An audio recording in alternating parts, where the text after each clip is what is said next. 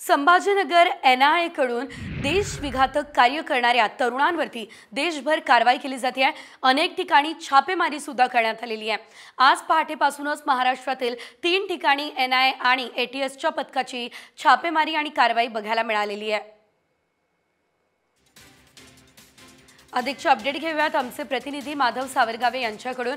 माधव, नेमकी काय कारवाई केली जाते सविस्तर? शेजल, संपूर्ण देशभरामध्ये NIAने रात्रीपासून छापेमारी सुरू केलेली आहे, कारवाई सुरू केलेली आहे।